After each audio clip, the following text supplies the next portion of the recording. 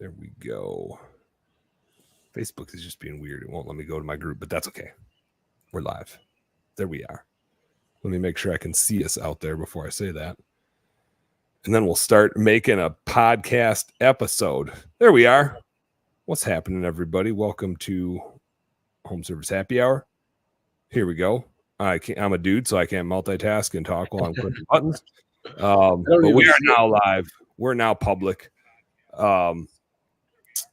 Go ahead and share it. Share this baby all over the interwebs. That's right. We got Colin DeHaan tonight. Every time I see Colin, he's wearing a cowboy hat. So I went and found the one cowboy hat that I own. But the problem is I'm wearing these headphones, and so the cowboy hat just doesn't quite. I look more like a cartoon. A little bit. Yeah. Just a little bit. Which is actually like pretty good look for me. So I'm kind of like, I could rock this. Does look a little funny with the green screen action back there. Anyway, what's going on, Colin? How the heck you doing, man? I'm doing great, Dan. It's good to catch up, man. It has been I think the last time we hung out was in Nashville, 2 years ago or something like that? It's been a handful. It's been a while. It's been a while, man.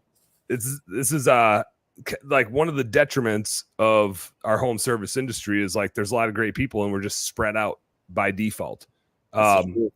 One of the benefits of having this podcast is a great excuse for me to BS with people I like and drink a couple beers. And that's like what I would do if we were here hanging out. So we're not in the same room, but at least we can still hang out and drink a couple beers together and make some content. So here we go. Exactly. That's right. I got a couple quick announcements I got to make. I got some things going on. I wonder if I got I got a webinar coming up next week. I'm going to drop the link. Let me see if I can figure out where the link is. The link would be useful. There's a link somewhere in here. I can't find it. I'll figure it out later. Or Jai will drop my producer man. Jai will drop it into the notes. Oh, I found it. Here we go. I'm copying the link. I'm going to put it in the YouTube comments right now so you guys can grab it.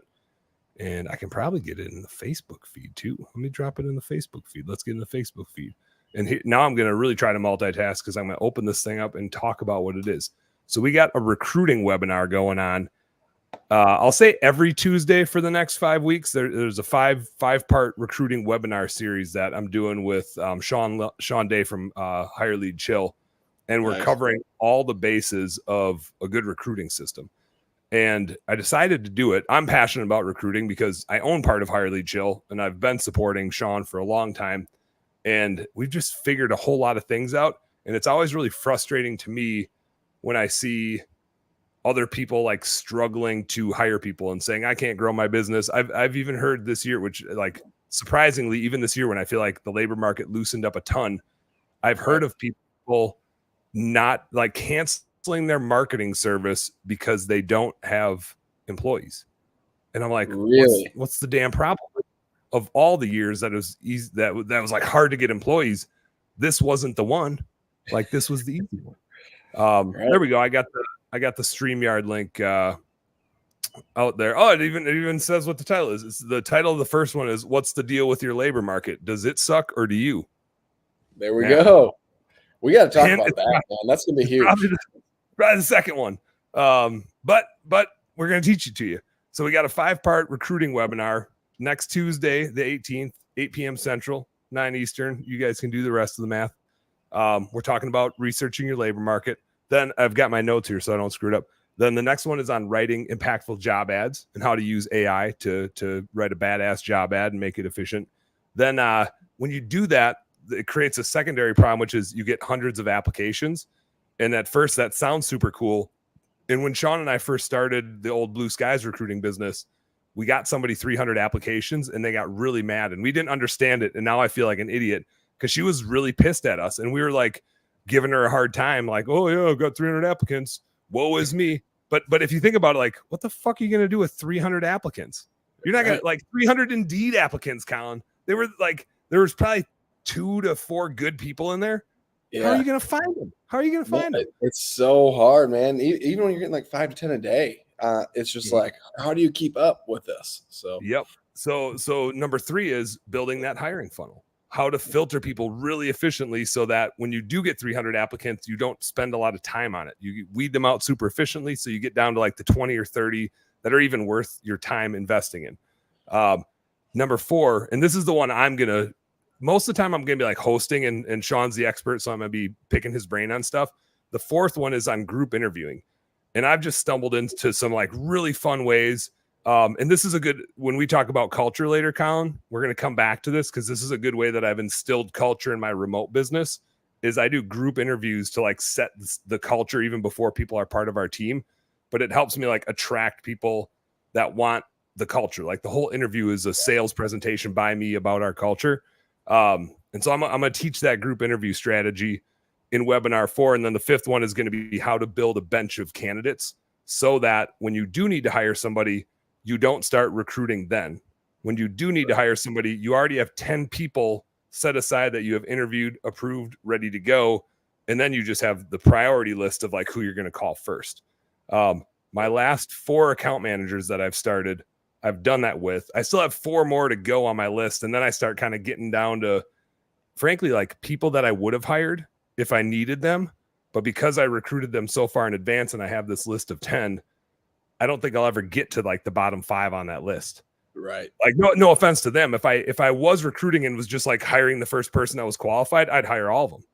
But now that I have so many people in this, like I call it the hopper, I'm just always going to be taking the cream off the top, and I'm just going to keep recruiting and keeping that hopper full. So I'm always like picking from the top of the top of the top. So I'm going to teach how to do that. So 5-part recruiting webinar coming up. I got the link posted in the Facebook stream, the link posted in the YouTube stream. That's the first one next Tuesday, 8:00. Check it out. I think Sean's going to have some giveaways too and some deals if you want his help with it, because he's the one that runs the recruiting business. But it's going to be like 30 minutes of just teaching.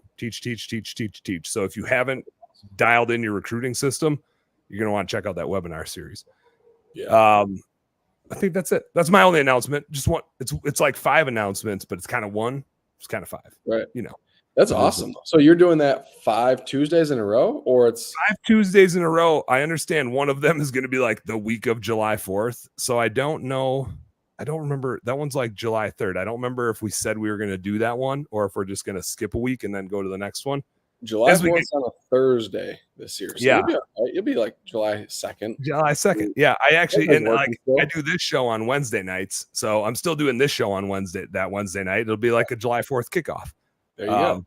We'll just be wearing American flags and super badass shit. Maybe I'll wear my cowboy hat because that's right. Cool. But yeah, we'll kick it. We'll be going strong the week of the 4th. That's right.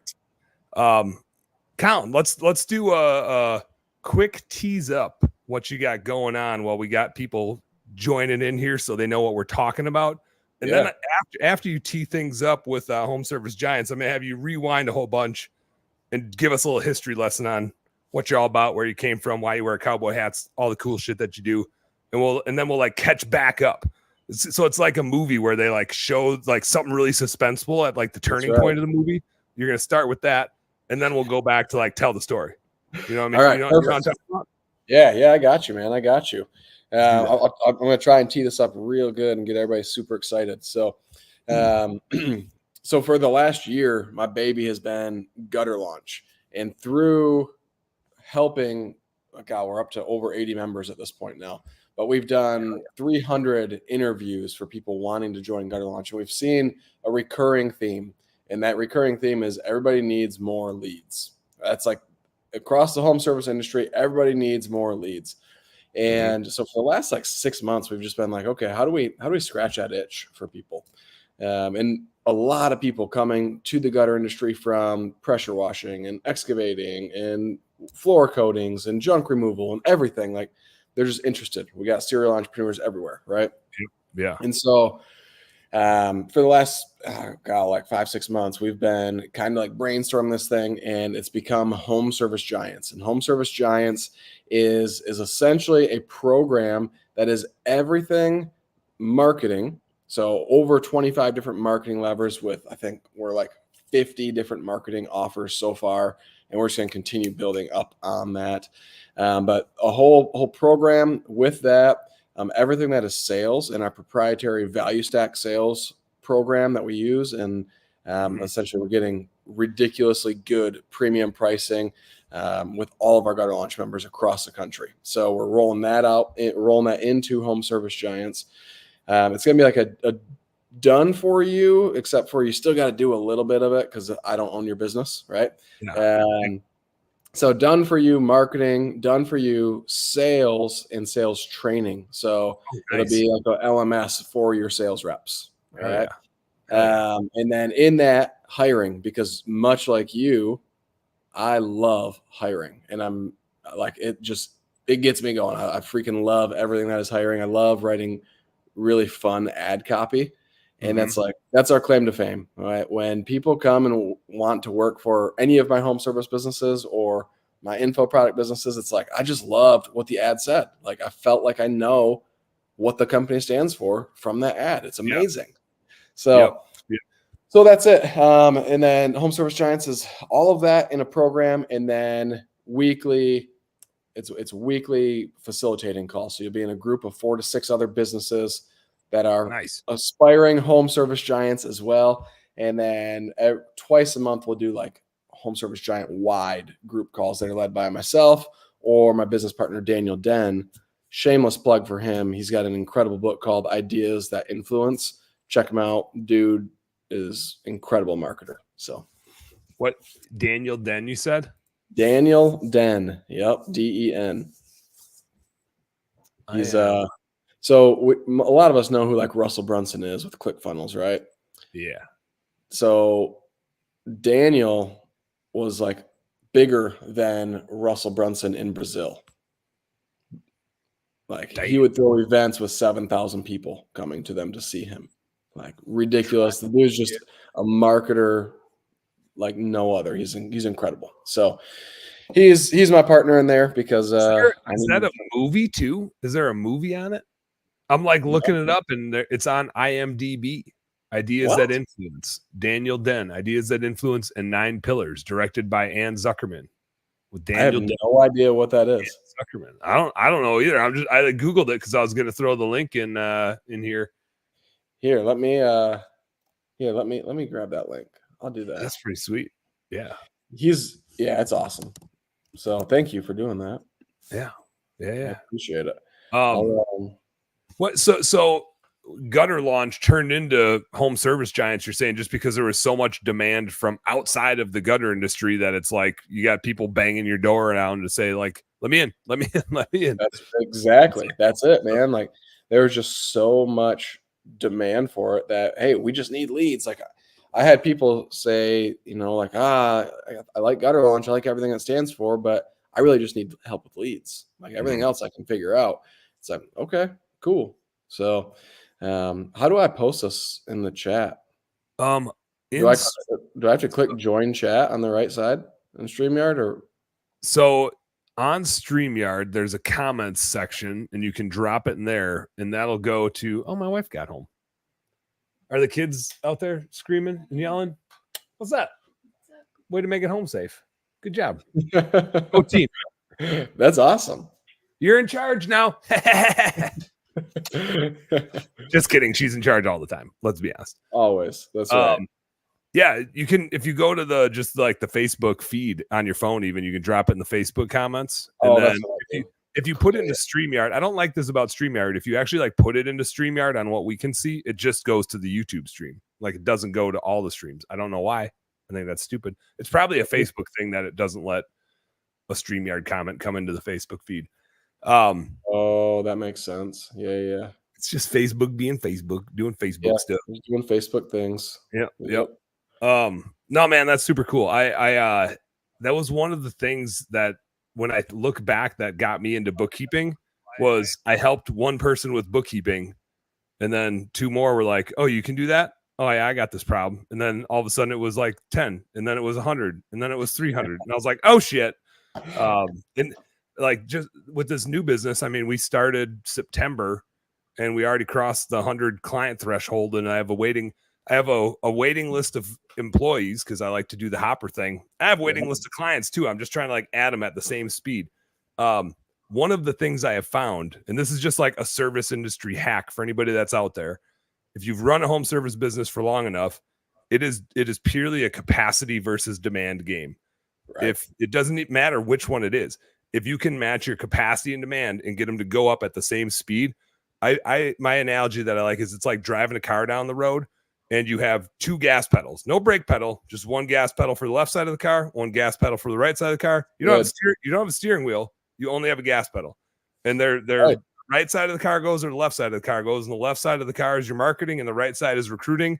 And if you just do one, you just spin in a circle because the other set of wheels doesn't go anywhere. And if they're super herky jerky, like life kind of sucks. And if one gets too far in front of the other, life kind of sucks. But if you can get them to go at the same speed and faster and faster and faster, you can scale a home service business really well. The minute they get out of balance, you go off the road real quick. That's right. And so I have just found that if I have a waiting list of both, I can add them pretty seamlessly and do a good job. Now, it can't be like, oh, you got to wait a year, right? A lot of people aren't going to wait a year, demand or capacity wise. But if it's a month or 2, a lot of times you can pair them up and keep them going. Depends on your service. Really good, Dan. That's something that so many people get wrong is they feel, I'm sorry that my lighting is so garbage. I'm doing this from home because it's my bedtime, but but that's something so many home services get wrong is they feel like they have to they have to do it right now or they decline the work. And it's they're uncomfortable with having that little bit of a hopper. And like for me, our target is always within 3 weeks. We can get to your project within 3 weeks, whether it's a roof or gutter, excavation, building a pole barn, whatever. Our goal is to get to it within 3 weeks. But like there are people that just cannot do that. And then they'll do the opposite and they'll go and they'll be booked out 4 or 5, 6 months. And for a house wash. It's like go buy another truck and hire a person for the love of God. I know. It's like, come on, like let's just keep this train rolling. Especially if you live anywhere that's not the South. Like we have a limited season here. Why are you not washing as many houses or putting gutter on as many houses or doing as many roofs as you possibly can? I used to always tell our guys, if Mrs. Jones, it's raining out, Mrs. Jones wants to reschedule. If Mrs. Jones reschedules today, like we can do her work. She doesn't know. We're the professionals. We know. She wants to call and reschedule because she thinks today's not a good day. If she reschedules and we don't do her work, that is money we're never going to get back. Because the minute we put her out next week or the week after, it's not like that's fine. She just took somebody else's spot that we're never going to be able to sell again. Yep. So it's like that. The minute somebody pushes it back and reschedules, that work is gone. Like, let's get it done. The work needs to get done. The best money to make is the money that's on the schedule today. Like, let's go. I love it. Right. Let's get it done. Well, let's hit the rewind. That was the climax. That was the foreshadowing. We're going to get back to this later, you guys. Colin, is there a quick link for somebody to sign up for Home Service Giants just so it's in the feed as people are jumping? You know what? It's not yet. It's not out there because we're not even rolling it out for like another week. So we're finishing up the funnel, finishing up everything. We got some facilitators going through training. Like we're finishing up the little details here. So no, I don't have that link yet. If somebody's like, I got to do this right now, you're telling me to act now. I got to do this now. Should they HomeServiceGiants.com. It's HomeServiceGiants.com. Yep. Okay. So there's a website. They just can't sign up for anything yet. They just can't sign up for anything yet. Actually, I don't think the website's live. So if you want to get a hold of me, I just commented. You can message me on Facebook or go to gutterlaunch.com. You can apply there if that's something that interests you. But yeah. Or you can find me on any social media. It's _Cowboy Colin. You'll find me anywhere. That's why Dan brought his cowboy hat. That is why I brought my cowboy hat. It's not as good as yours, but it was the cowboy hat that I had because one time I went to a rodeo. That's right. Therefore, I own a cowboy hat. I threw it in the chat, the homeservicegiants.com. It lives on forever. So if you need it later, it'll be there for you later. I can throw that in the show notes too. Let's hit the rewind button a little bit, Colin. Let's go back to like that day when you decided to be in the home service industry, or like the time that you like ran over a kid playing soccer. I was just watching my kids play soccer, and my 2 girls, my 8 and 6-year-old, they're built like me. They just truck people, and I'm like, ooh, like sorry, other parent. Like my kids just more aggressive, and they're kind of assholes. Yep. But I love it. You played football, right? You were a football guy? Yeah, I was a football guy. I'm just I'm short and stocky, and I can't jump that high. So football it was. It's amazing that you can't jump high because your calves are like this I big around. think they just weigh me down, dude. I think it's just gravity doesn't like them. It's like they just weigh me down, dude. I can't now. It's not like I can't jump that high. I think I'd be able to dunk a basketball if my hands were bigger, but I'm just like a 5'10". Modern day today, you could probably not anymore. Back in my like 20s, I would have been able to. Okay. Now I'm about 40. That ain't happening no more.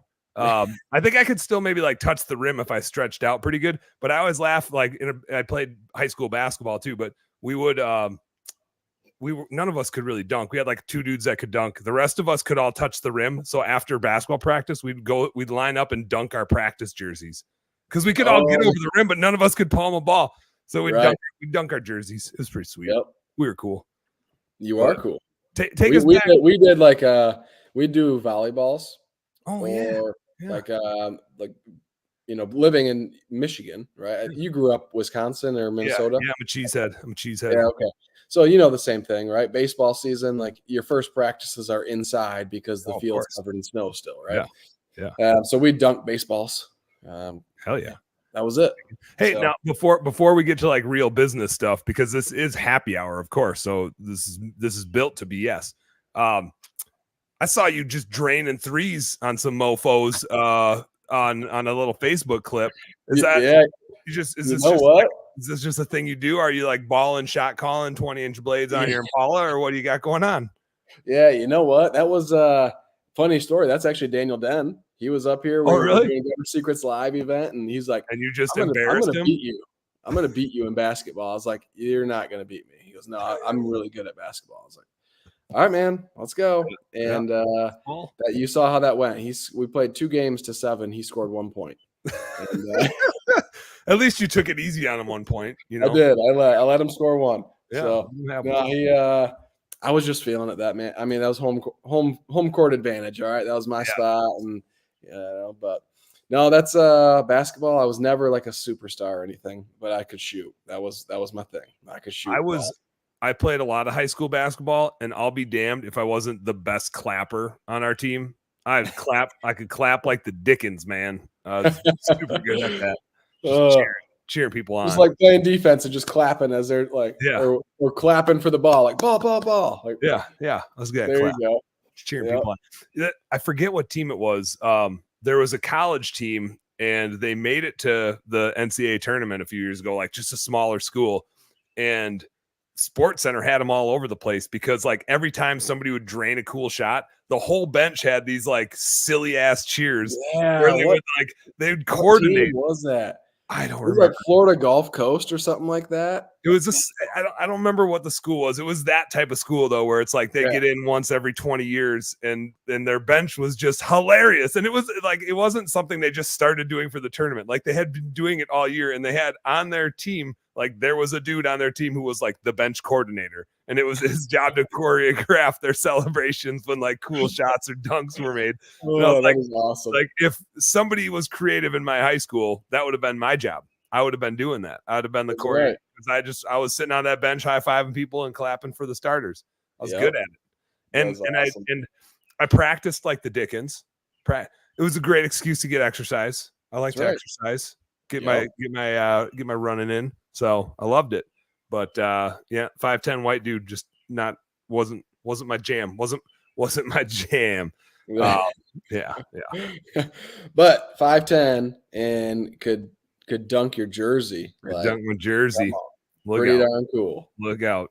I come out of nowhere. Short center, low center of gravity. At least I every time I play with people, they're like, you either wrestle or played football or both, because like you're way too aggressive for what's going on out here. I'm like, like I fouled out most games. If I was in there, like I would be pushing the foul limit every game. That's just how we play. That's how Plotters do it. We're aggressive.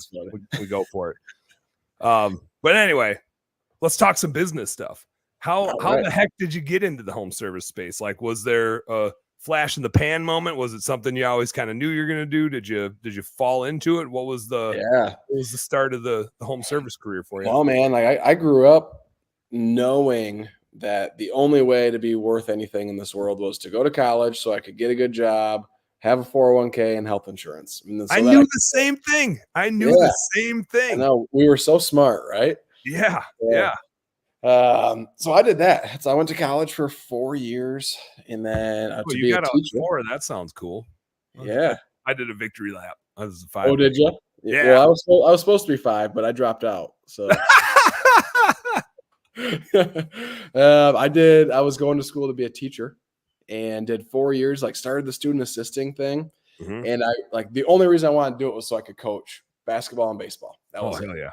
Yeah. And so my major was PE, my major was English, my minor was PE. I Sweet. really just wanted to be a PE teacher who coached, right? Yeah. Yeah. And anyways, I was started the student assisting thing, and I was sitting in like the teacher's break room one day, and this guy's like, "So why do you want to be a teacher?" And I was like, "Man, like I want to impact kids' lives, and I want to coach, and like, just help that couple kids a year that are just like struggling at home, and just give them a safe place." He goes, "Don't be a teacher, man." I was like, "What?" It'll ruin you. He's like, "Don't do it. Like you don't you like we're just getting more and more handcuffed on what we can and can't say. Like, don't do it. You're not gonna be able to help kids in the future. By the time you're there and like people want to respect you, you're not gonna be able to help them." And I was like, "Shit." That's interesting. Right. That's some cold hard truth coming right at you. It was, and thank God, like that guy, like God just sent him to me, because I would have been fired 17 times through the COVID stuff. So, uh, and that's it, right? So, anyways, I got into sales. I sold some insurance, and then I got fired from that job and got into homes, like home improvement sales. I was selling at a supply house, selling roofing, siding, gutters, windows, doors, all that stuff. And I did that for a year. And roofing was like selling shingles was our main thing. And Yeah. we'd get people all the time like, "Hey, I got this new roof, and who do you recommend for gutters?" And literally every gutter guy that came in was either like just reeked of marijuana, Mhm. was strung out on some sort of drug, or drunk. Like, and I say that, and that sounds like I'm being sarcastic, but it's the truth, right? Yeah. It's legit. And my boss was like, "Colin, you're young, man." Like, I was 23, 24 at the time, something like that. It's And he's perfect. like, if you started a gutter business, you'd make double what you make now in 8 months." And I was like, "Yeah, that sounds pretty darn good. Like, I just answer my phone and show up, I'll win." Yeah. And Yeah, I think I so got this. I think I can beat these I guys. think I could do it. And so that's what I did. They were amazing. Like, we took layoff in the winter time, even as a sales rep, right? So I got laid off. I bought my gutter machine, bought my truck, bought all my tools, and then that was it, man. I made almost 6 figures my first year. So I almost 2.5x my income from the prior year. Oh, that's crazy. And then the rest was history. I was a full blown cowboy though, just shooting from the hip. Oh, I had yeah. no idea what the heck I was doing, man. I learned how to hang gutter while customers were paying me, Yeah. right? Yeah. I had no idea what I was doing, and it was awesome. I had to hire dudes who knew what they were doing to come teach me as the business owner. So it was wild, but But here we but I are. think right what you just said right there is something that I think we all need to do, regardless of if you're just starting out or if you're a 1 million or a 5 million or a 10 million or $100 million business, which is you always have to be hiring people that are better than you. And Oh, like you need to be humble enough to not have to be the smartest dude in the room. And I think right. that's a really hard thing. And I see entrepreneurs struggle with it all the time. And it's like probably the number one, and myself included. Like, I'm not trying to say like, oh, I know you guys. Like, this is a thing I struggle with, is like our egos just get in the way all the freaking time. Sean, who runs the recruiting business, talks about ego all the time. And it's ego's one of the number one reasons so many people suck at recruiting is Yeah. they can't get out of their own way, and They they're not willing to go find people that are really good. It's way right. easier to bitch about shitty employees than to go find really good employees, and their That's ego it. just stops them from doing the thing they need to actually go do. We just had this conversation. I think I saw Owen on here. Owen's one of my facilitators, and we had our facilitator meeting today, and that was the topic of discussion. Was we need to get every single person who we facilitate, everybody in one of our groups needs to understand that it's okay to hire people to be better than you at sales, at admin, at the install, at whatever it is. It's okay. And that's the goal. It's not just okay. That's the freaking goal. Yep. My home service businesses, or I got one that's like fully automated. The other ones I'm they're new. But my one that's fully automated, my general manager, he's a way better general manager than I am. Like, I'm so damn disorganized, and he's like, he's got it. My sales manager, I could not manage a sales team to save my freaking life. All right. And he does an excellent job. My admin team, like, holy crap. Thank you, Jesus, for sending people who love admin stuff, because I hate it. And but like, my whole business was built by people who just loved something that I couldn't give my full attention to. Go be better than me. Like, let's go. Yeah, And please do. It's Please do. so important. Our job is to go find those people. We need to be the best at finding those people. That's the only thing we need to be the best at, is going and finding awesome people and giving them those reins. Like, one of the first things, I'll never forget, this just happened like 3 months ago. I don't even hire for my business anymore. Right. It's fully automated. And I showed up one day and I walked in the front door, and which is abnormal. Usually I sneak in the back through the shop, but I walked in the front door and there's a new girl up front, and she's like, "Hi, how can I help you?" She had no idea who I was. Right. That's awesome. So I just kind of played dumb. And then eventually, like, my GM overheard me like messing with her and acting like I was a customer, kind of. And he comes up, he goes, "Aubrey, don't let him bother you. Like, this is the owner of the company. This is the problem. This guy's a problem customer." And but I had no idea that we had even hired this girl. And so anyways, he breaks that up. And I was like, "Hey, Aubrey, here's the deal. Like, I'm only going to be here maybe like 2 days a week for a few hours. And if I like overhear you doing something and I come in and try and tell you how to do your job, you have the full authority to tell me, 'Hey, Colin, this is my area of expertise. Let me have it.'"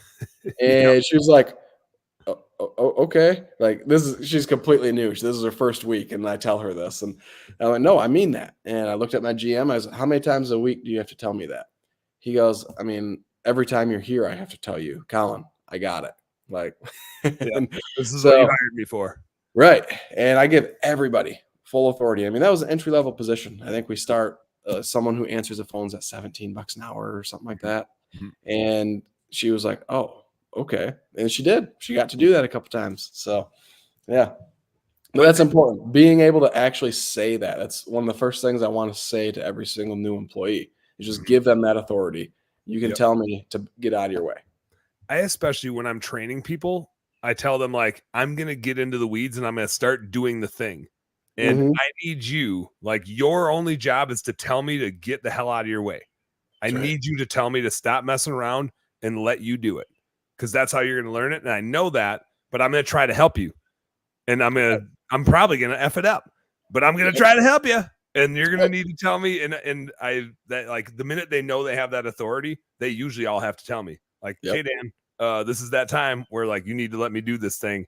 And I got this. This is what you hired me for." Right. Because we don't do the SOPs. Like, we just do it how we want. Like, yeah, like, we have these processes. I'm the only one that's allowed to not follow them. That's you guys right. all need to follow them. And I'm just trying to set a bad example to make sure that you know when to call me out. Your job is to call me out for breaking the SOP. And after that, now you get to do it. You get to do the job, because I'm breaking the rules. I'm taking shortcuts. I'm breaking the rules. Call me out. Call me out. You're right. At what? So you started doing the gutters. I love the, like, you're getting paid to go learn how to hang gutters. I feel like that's how home service businesses start. Is we got to go learn on the job, and we got to take chances and go do that thing. And so many super successful people started by getting out there and doing the work. And Sid Graff always cracks me up, because he's like, the first window cleaning job that he did, he wrote a hot check to buy the ladder to go clean the windows. And the minute he got paid from the customer, he cashed a check and then went back to Home Depot, like, got the money in the bank so the check would clear. And so it's like, the dude started a window cleaning business by writing a hot check to buy a ladder that he couldn't even pay for to go do a job, like, ladder strapped to a 2-door car type of thing. That's right. But you just got to do what you got to do to get her started. Got to do it. I mean, I financed everything. My Lowe's 0% interest credit card. I found a contractor who owed the supply house I worked at money, and was like, "Hey, like, I can help you." He's like, "What do you mean?" And I was like, "I want to buy one of your box trucks." He's like, "Oh, you know what? I want to sell this one, $1,500. I was like, "Okay, deal. I'm going to pay it all on your account at the supply house so I can pay it with a credit card that was a 0% interest or a 0% intro APR. Yeah, right? let me pay off your account here, and then that'll be the transaction for me to buy your truck. Exactly. Right. It worked out pretty darn well. So that truck was a 25-year-old jalopy, but it worked. It did the thing. So I mean, I get it's great. It's great to have an awesome presence and a good look and a wrapped vehicle. But when you start out, like there's some pride in bootstrapping some stuff. oh yeah. And I always tell guys that are like early on, like the $100,000 to $200,000 businesses, like, yes, there's a bunch of bigger companies out there with this great branding and great this and great that. But always, forever, the dude that makes the most money is driving the shittiest vehicle.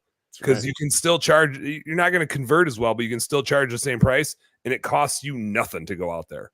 Dude, it costs you I nothing. literally took a roller and painted the side of that box truck black. Like I painted it black, and then I eventually was able to put a big logo on the side of it, but and then like I spray painted the cab of it because it was all rusty and disgusting and like, oh yeah, like you got to Rust-Oleum. You got to Rust-Oleum that baby. That's what I did. And like the grill, it was all, it was a 92 Ford E350 or something like that. Oh, yeah. And like I taped off the headlights and just painted the gray grill and I just whited out everything. That's amazing. That's amazing. Yep. And I'm sure it looked better than it did before that. It did. It looked way better than it did. And, even my rusty F-150 that I got out in the front yard. I said front yard. That's how redneck I am. It's in my driveway. It's not in the front yard, but I said front yard because I'm a redneck. I get what you're saying. Yeah, I got a 2011 F-150, 200,000 miles. Like, yeah, I could go buy a brand new F-150 cash today if I wanted to, but like I'm gonna drive this baby till it dies, and it's getting pretty close. I got a flat tire on it this last weekend going up to the Boundary Waters. First flat I've had on it ever. So that spare tire, 14 years sitting under there in Minnesota winters. The truck actually came from Michigan. So it went from Michigan winters to Minnesota winters. Yeah. You can imagine how rusty that is under there. Yeah, you're lucky that it dropped it. That's crazy. I'm super lucky that it dropped it. It was so rusty when we put that thing on, like, and I was tightening the lug nuts. I thought they were just going to crack through and like the tire would just go like off over the top of the lug nuts because there'd just be no metal under there to actually hold it. And then as we got going, I was like, it's just a matter of time before like this rim just twists. Like I can't. And we had so much gear in the back of the truck. I was like, I don't know how that tire, like with that shitty rusty rim, is gonna like hold this thing up. But like we're gonna make this baby work. We're gonna take this thing, and it's not a work truck at all. So it's just like as long as I feel like it's safe. Which that spare on, I didn't feel like it was safe, but I had my kids with me. I just had my buddies with me, so it was different. But I had my kids without a bag. Wear your seatbelts. Right. Yeah, everybody put your seatbelts on. Put that beer down. We got to be safe right now. But we made it. The spare tire wasn't the thing that got us. But yeah, it was the beer. Actually, funny. I got home, like we got beers as we got closer, and then we got there and we sucked a bunch down, which was like, then we went to bed and got like 4 hours of sleep, got up and paddled in. So the next morning was a little rough. But I was cleaning out my truck after we got back, and there was a beer in the cab just rolling around under the seat. And I was like, God damn it, you guys. Like, you could at least like not have a beer rolling around in the back of my truck. Right. But we like made a beer stop, and the beers just got thrown around, and that was where they ended up. So there I am. Like, that I didn't get pulled over. Nobody's to your 20-year-old days, huh? Yeah. Yeah. It's like might as well have been in northern Wisconsin, north of Highway 8. Up there, I'm pretty sure you can drink beer in the car. But Minnesota, it's legal to have a roadie on the way home. It's not. It's not.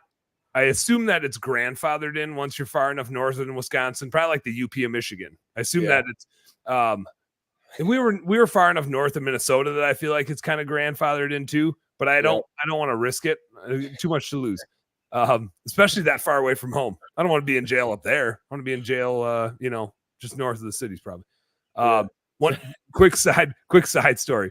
One of my buddies flew into central Wisconsin. We have like a walleye fishing camp that one of my buddy's dads does. And so his brother-in-law was the one flying in, driving up into northern Wisconsin, like just south of the UP. and was at a gas station, and an old feller came in and goes to him, "Hey son, I just wanted to tell you this. You know, you got a taillight out in case you're crotching a beer or something."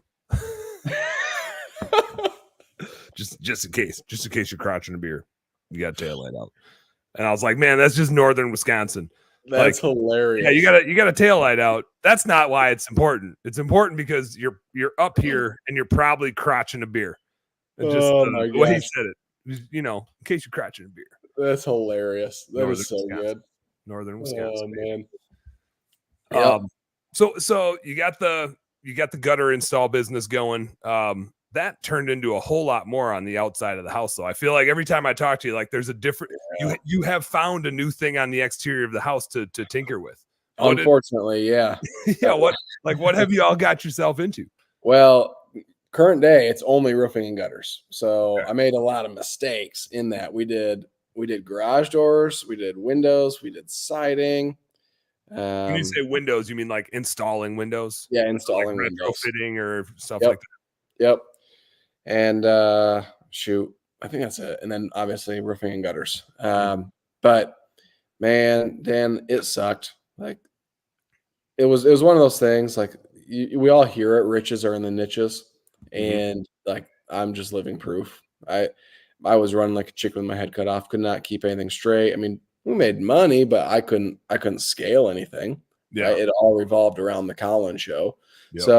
So but it was amazing. As soon as I got rid of siding, as soon as I got rid of garage doors, and I got rid of siding and windows at the same time, it was like boom, clear vision. Everything got way easy, and we were just roofing and gutters, our two most profitable services, and it was just like, yep. And from there, it was just like, oh wow, this was really easy to scale myself out of. Holy cow. I'm glad I made this really hard on myself for a while, so I could learn not to do that ever again.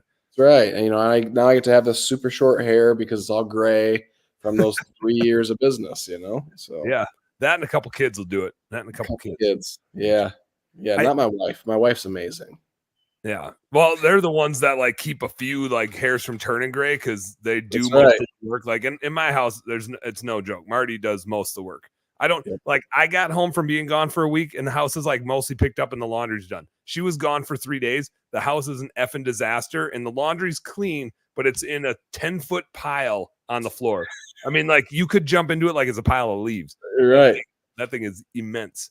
But no, what you said about like the chaos in the Colin show, that was me at Blue Skies. We had 7 locations, 10 different businesses around the country. It was the stupidest thing I've ever done. I don't know, like it seemed like a good idea. And then we added the bookkeeping and the recruiting and marketing to that, like, because we had an admin arm too. And I was just, it was so chaotic.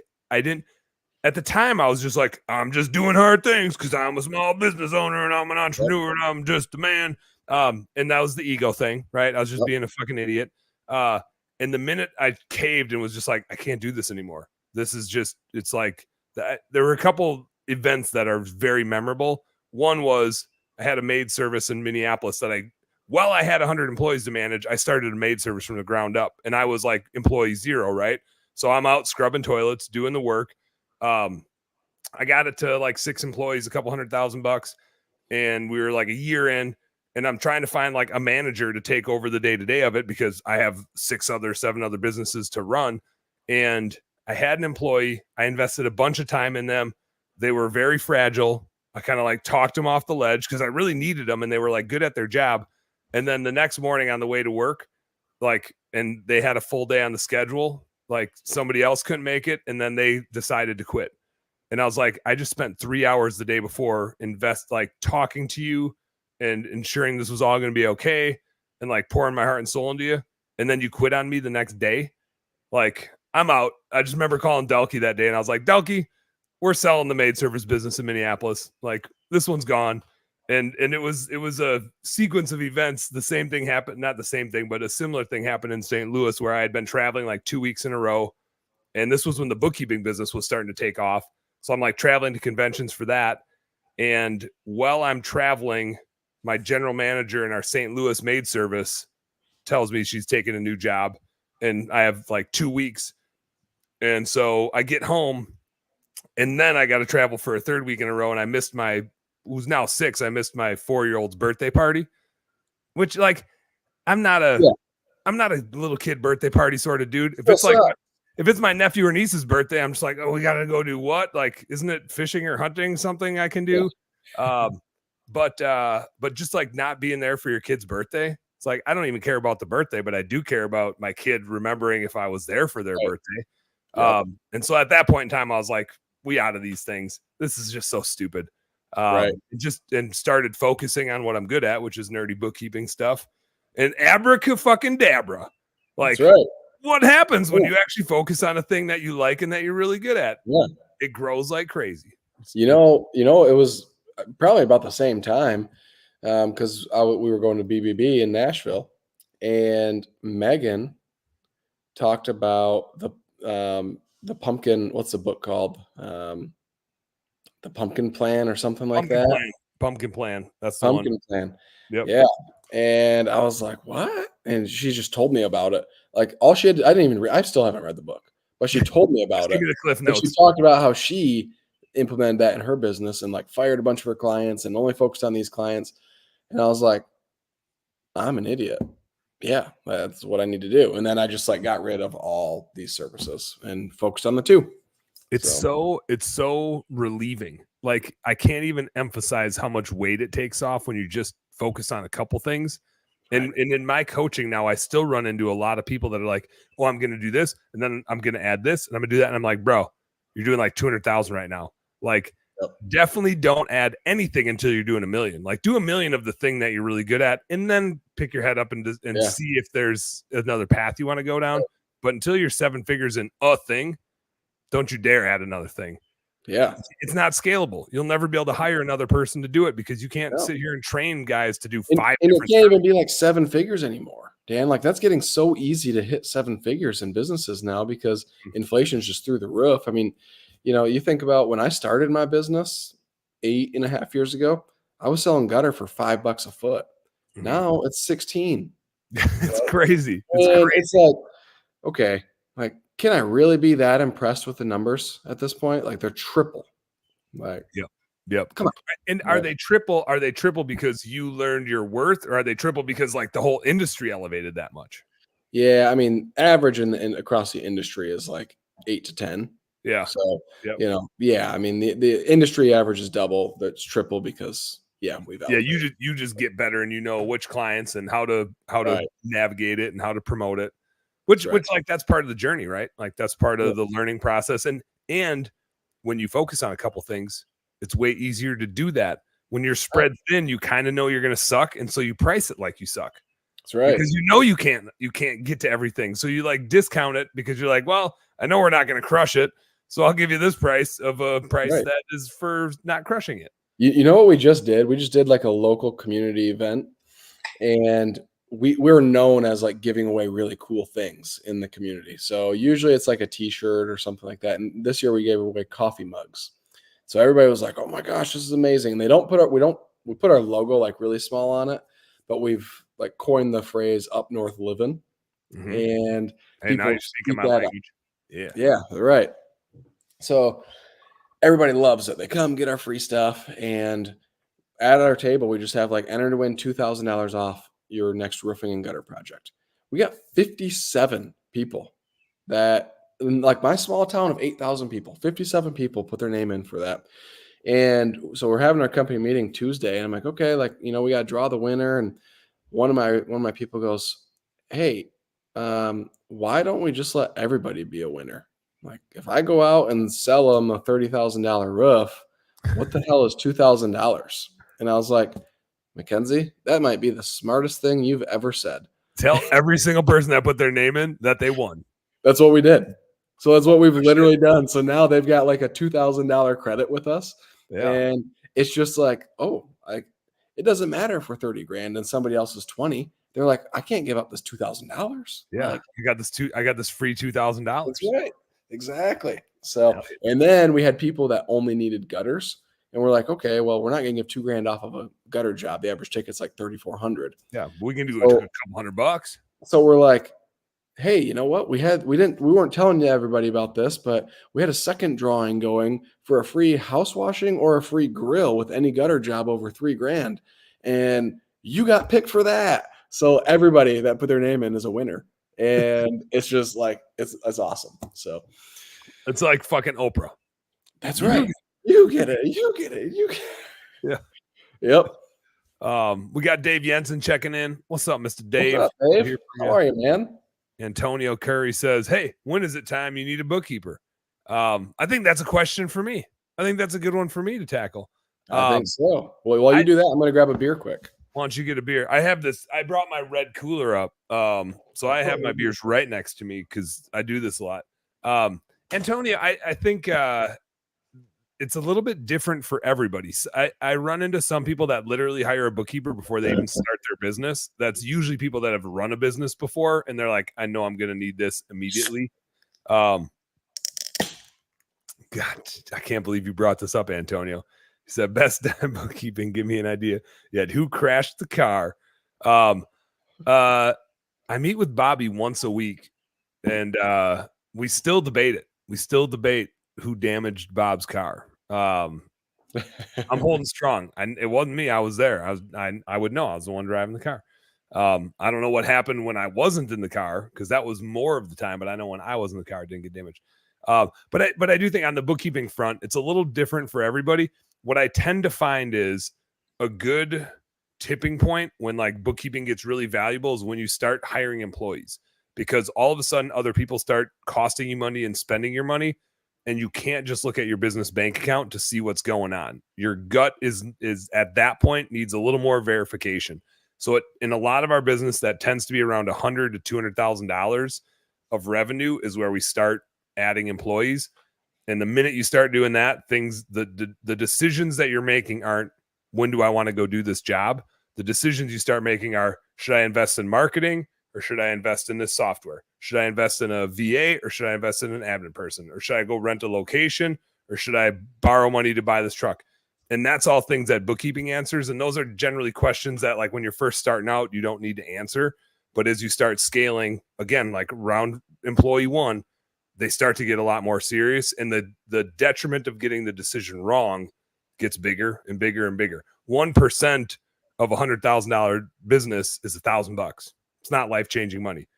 1% of $1 million business is $10,000. And so, like, all of a sudden you're like, I don't want to give up 10 grand. 1% of a $10 million business, right? You get the idea. It just like gets bigger and bigger and bigger, but the percentages don't change. If you make a decision a little bit wrong and get it off by a percentage, all of a sudden that turns into a lot of money. So I think probably around that $100,000 to $200,000 is where I start to see bookkeeping make the biggest difference. Antonio says, hiring my boys only. Got 5 sons, 2 daughters. So the sons are, well, what's wrong with the daughters? What's wrong with the daughters? They can go out and you get those girls out selling for you. They'll sell way better than you will. I'm still, Colin, how old are your kids? 6 and 8. Do they have any interest in your business? Like, do they show any interest in it, or are they just like totally aloof to it? No, they love it. They love all the businesses. Like they call them out. My boy is always selling. Like we'll be in Florida, and we're sitting in the hot tub, and he's talking to the 60-year-old couple in the hot tub about gutters. Like he loves it. So that's amazing.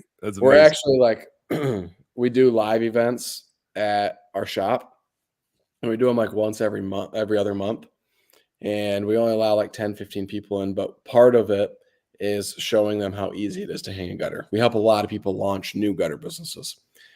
And so I'm teaching him at 8 years old how to hang a gutter. And so the demonstration is going to be an 8-year-old showing up and hanging a gutter, and just to like kill everybody's limiting beliefs of how hard it is or whatever. So I love it.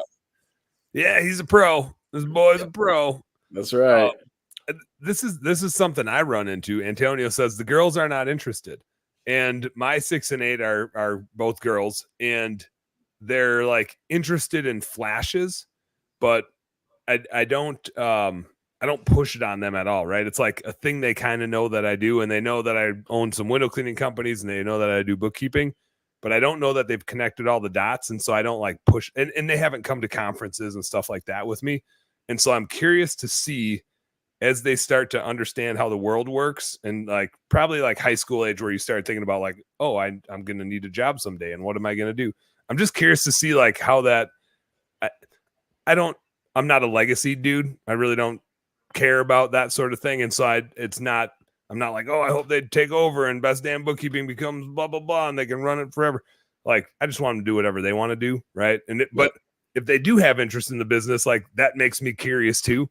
Like what would that look like? My dad had a business and he wasn't an owner of it, but he was like the GM, and he was very intentional that he would never hire me. Granted, I was like a jerk off when I was like a good student, but I didn't have the work ethic that I have now. Like that was a learned Did skill. you and Dalkey grow up by each other?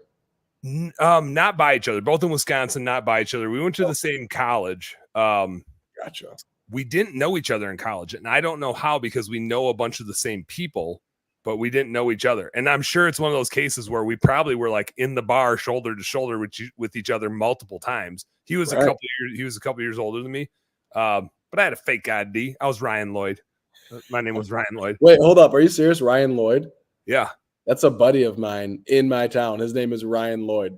Did he go to UW? Did he happen to go to UW Eau Claire? No. Probably not, because I think Ryan was from Wisconsin. But yeah, Ryan Lloyd. I had Ryan Lloyd's fake ID. Actually looked a lot like me. It worked pretty good. Until that one time. But yeah, Dalkey and I just happened to like know similar people. And the reason I got hooked up with Dalkey is I needed a financial advisor. And it was before he had bought Blue Skies window washing. He was my financial advisor. And when he's like, hey, Dan, I'm no longer your financial advisor because now I'm buying small businesses. I was like, that sounds cool. Let me know how I can help. And that's how the hell I got here. Was no kidding. Someday he was like, hey, I need help with, and in hindsight, this should have been my clue to like start a bookkeeping business. He's like, I could really use your help, like getting like my books figured out and helping with M&A stuff. Like I want to grow via acquisition. I could use some help with that. You're a nerdy finance guy. Why don't you help me with it? So that was how I helped him with like Blue Skies and buying the businesses, and eventually took it over. I could have probably fast tracked it and saved myself 6 or 7 years by just doing the bookkeeping stuff from the start. But right. Back to what we were talking about earlier and your foray into so many different services. I don't know if you feel the same way, but my reflection, and maybe this is like a guarded safety mechanism for myself, so I don't regret it. But I look back at my days of like running that chaos, and I feel confident in saying I'll never do that again, but I absolutely don't regret it. Like the lessons learned and the trials and tribulations, and just the all the things that can go wrong. And now when I'm doing bookkeeping and doing coaching and advising people, it makes me that much better at that because I've seen so many more things. So I look back on it, not with like fondness, but with like an appreciation for it in a funny way, that I just learned a shitload. I think that's something, it's just like a necessary. Like you can't, and I might be way off on this, but I don't feel like you could be a really good business owner without eating the crap a little bit. Like I don't know. Not because you have to like prove to your employees anything or any of that. But you're just not going to be relatable. Mm-hmm. If you've never like had to do the thing, you're not going to be able to like relate to them on that level, and it obviously like we have that experience now. So we'll never have to do that again because of what we know in business and whatnot. We'll never have to do it again, but we can still relate to everything that our entry level up to management are doing. Yep. So the stories are there, and stories are what people like gravitate to. Exactly. Yeah. Back to Antonio's kiddos. He said the girls are not interested, but the boys knock and close. The girls are really girly. My girls are kind of funny. They're like girly, and then they throw on camo and come hunting with me. And I don't know if that's like, if that can last forever, or if they have to choose one or the other. I hope both can last forever.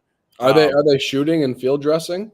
Not yet, but like I shot a turkey this spring, and Danny, my one daughter, came with me 3 out of 4 hunts. The only time the only other hunt she didn't go on, like she was in school. I went with one of my buddies, but like, and she doesn't even like to get up early, but she'll wake up at 3 a.m. to come turkey hunting with me.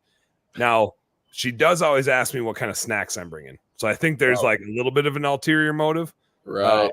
But I mean, like if and I can say it can be a beautiful day out. Sunny midday, like great day to be outside, and I'd be like, "You want to go fishing?" And she's like, "Nah." But like, you want to wake up at 3 a.m. and go stomp around in the dark? Yep. What snacks are we bringing? It's funny. I don't know why she gets so good. That's awesome. Antonio said they will answer phones and jot down. That's about it. Jot down things, but that's about it. The boys do it all. What else you got here? He said the youngest comes on every estimate, closes more than me. The 3-year-old tactic. Back in my window cleaning days, 2 times when my girls were babies, the first time was accidental. Marty was out of town. We had a customer that we like tracked mud on her wool carpet, and like wool carpet is a bitch. Luckily, Michael Kaplan owned a carpet cleaning business, so he like knew what to do. So he hooked me up with some cleaner for wool carpet. But Marty was out of town. I had the baby, didn't have anybody else I could watch her. And so I brought my baby to the customer's house at like 7:30. And I was like, "Hey, Jerry," is a gal named Jerry, which was a little intimidating because I was like, this gal sounds like she's going to kick my ass.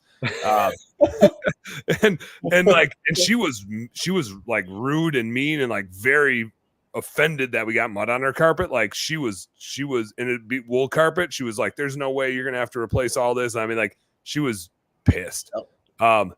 And we got there, and I had my daughter, and I was like, "Jerry, I'm here." I called Zero Res. I'm friends with the owner over there. He told me exactly what to do to clean your carpet. I had to bring baby Danny along because my wife's out of town, and I didn't have any help. So like, I'm sorry about that, but I had to bring the baby with. And Danny was just freaking cute as a button. So the whole time, Jerry's sitting over there rocking her and holding her and playing with her as I'm like cleaning her carpet. Jerry's still a customer. She's still a happy customer. It would like work to a charm. Awesome. The next time I had a pissed off lady customer, I was like, "Do we have to take Reggie to daycare today, or can I keep Reggie?" And my wife was like, "What do you mean keep Reggie home?" And I was like, "I got a pissed off customer. I got to go see." I think, and Reggie was 1, and I was like, "I think if I bring Reggie, like this gal was gonna like sue us, not pay, blah blah blah." Like her carpet got dirty underneath the windows when we cleaned them. Like her windows were so dirty when we cleaned the inside of them, like the carpet got dirty underneath. And I was like, "This is a really easy fix." But she's like threatening to not pay us. And a window broke. Her windows were like 80 years old. So it's like you look at them and they break, right? And I was like, "We'll fix that window and we'll clean that carpet. But like, you got to pay me, lady." Like a $700 or $800 job. And so I brought baby Reg with another little cute kiddo. And man, she was happy as a clam, paid in full. Those kids. That's what you got to do. Strategy. That's it. Yeah, that's it. That's called the daddy tax, right? It worked like a dream. Let me we got a question here from Trevor Furry. Hey Trevor, how are you, man? You know that last name? I can't know Trevor. Yeah. How do you say that? Fure? I have no idea how to say his last name. Trevor, give us the what's the thing where you just type it in a way that we can read it? The pronunciation. Yeah. Type that baby out for us. It says, how many gutter businesses, or any business for that matter, would you consider as too many to start a new business offering the same service in your area from like a business density standpoint? Do you have a vibe? Do you have a vibe on it? Well, I see he just for one of the two. I don't know. Yeah. We still don't even know how to read. We need a woman on this call, man. Come on. We do. We're getting closer though. We're getting closer. Right. All right. So how many would we consider as too many to start a new business offering the same service in your area? So like, how many new gutter businesses could be in one area? Is that what you're asking? That's Trevor? I think business density. How many like if there's already a bunch of gutter businesses, at what level would you be like, yeah, maybe I won't enter that industry because there's already so much saturation there? Yeah. So Latimer did a big study on this when he was my coach. He still is kind of one of my coaches, but he did a big study on this, and what he discovered was the largest home service businesses were almost never touching 10% of market share. And that's the largest home service businesses, right? So he looked at HVAC and plumbing and like big monster companies, right? And he goes, so if you think like, you know, some of us in like at that point, Wes Bloom and I were in the same group, and he's like we look at Wes and we look like he's got a big pressure washing business. He's got a few $1 million pressure washing company. Right. But that's not that's a medium-sized business, right? So he might have like 5% of his market share, right? Maybe. I mean, he's in the Atlanta market, right? Yeah, exactly. And he literally covers like a 15-mile or 10-mile radius. Yeah, he has a really tight radius. It's incredible. So, you know, of that 10-mile radius, maybe he's got 10% of that rev share in that area. But so what I tell people all the time is, I mean, we just got an application today. I've got a location in North Carolina, and one of our competitors down there wants to join Gutter Launch. And one of my people was like, hey, this guy's right in the same city as you. Like, do we sell to him? I was like, absolutely. Like, yeah, we need better competitors raising. That's right. We need better competitors. We need people that are they're gonna market the way that they're supposed to market. They're gonna price the way that they're supposed to price. Like, this is a good thing. Yep. So I'm all for it. Right. Yeah. Raise it. Like, let's raise all ships rise in a rising tide. Is that how that goes? Rise. Okay. I think so. It makes sense to me. Yeah. So I don't think that there is such a thing as a diluted market. I just don't believe it. What are your thoughts on that, Dan? Agreed. And I find that the more companies that are in there, the more awareness it creates. And so, like, I see this in roof cleaning all the time, especially in northern tier areas, which is like the market will never be exhaustive because the more people are doing it and the more customers are seeing it, the more customers are like, oh my God, I need that done. Right. And so, like, the more companies that are there, they're not necessarily stealing pie from each other. They're making a bigger pie. What is important is it sucks when a bunch of people enter and they don't know how to play the game right and they underprice it and undercut it. Now they're going to disappear eventually. They're going to go out of business. But it is annoying. People complain about it too much, like it matters. But if you can help them, like we so often bitch about them, but if we can help them, then we help grow the pie. If we don't help them, then we just are miserable and we bitch about it for a while until they leave. But that's like a couple of years a lot of times before they exit. And so it's just better if we can help educate and elevate the industry so that people aren't pricing like assholes. People are raising the standard and the services we offer are viewed as professional. Then we can charge more. That's exactly it. Yep. Trevor. Yeah, not in my market. Trevor Furray. Furray. He's got a badass turkey. That's a badass time there. Boss time. What we got here? Antonio says, Colin, I don't think we ever met. Let me know what you exactly do just in case I may need you one day. I think we just covered it. Yeah. I think we just covered gutters and roofs. Well, actually, I think Home Service Giants. Go back and listen to like the first 15 minutes. No, because now we got to get back into Home Service Giants. So like this is Antonio, this is the perfect timing of this question. So there we go. Yeah. We did the thing that where in like TV shows and movies where right at the beginning they like cut to the end and they show you the climax of like the oh my God, what happened? And then they're like, just kidding. We're gonna go back to the start and tell you the whole story up until that point. And then they usually like have some stuff. Then they like revisit that point, and then they have some stuff afterward. So we did the oh my God, this is the cool thing. And then we rewinded. Now we just caught all the way up, and now we're back here at the climax, and we're ready to talk about Home Service Giants.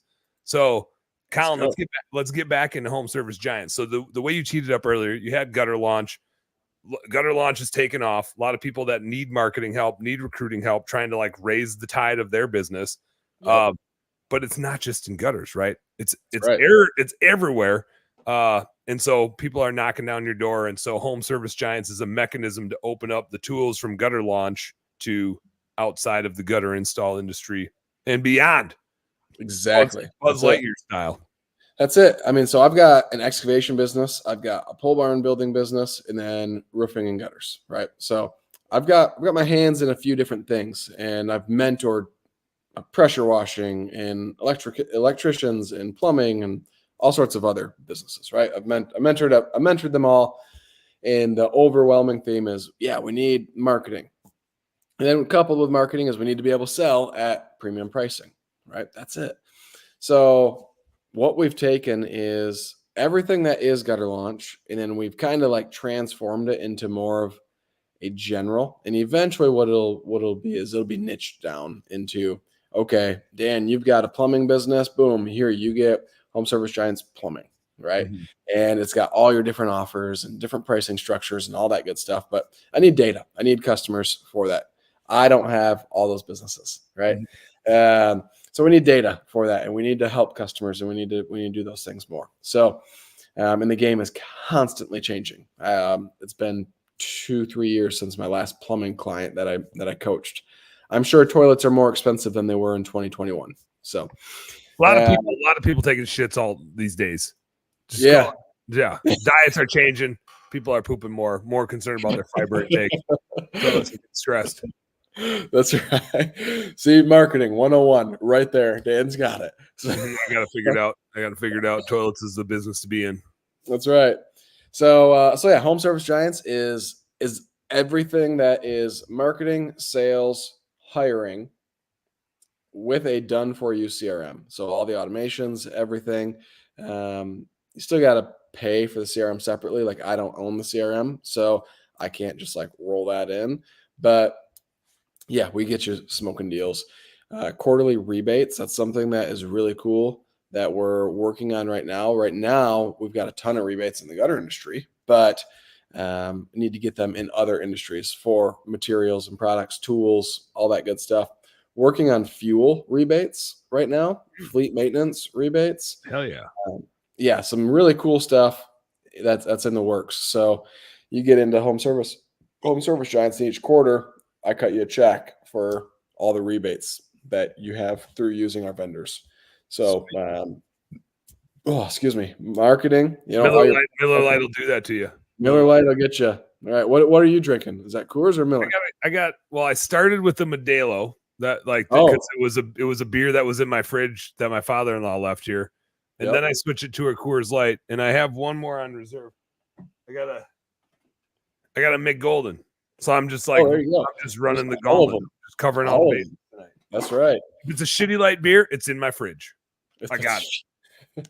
Got that. That's right. So yeah, no, we switched to Miller Lite. There's none of those Anheuser-Busch products in this house anymore. So good job. No. Anyways, yeah, that's that. I mean, that's a quick like synopsis of what's included in it, and it's done in like a course format, for lack of a better term. So we'll do like full training for your sales reps, right? Marketing, it's still going to be you, right? I mean, you could hire a marketer and put them through everything, and that could work out really well too. So, so a lot of like done for you teaching, a lot of assets as far as like documents and whatnot, like every document that you could possibly need for marketing, sales, and hiring. So all that's in there, offer letters, fun stuff like that. So do you, on the marketing front, this is a conversation I have a lot. Actually had it on one of my coaching calls today with one of my clients. The cadence or the infrastructure build of marketing.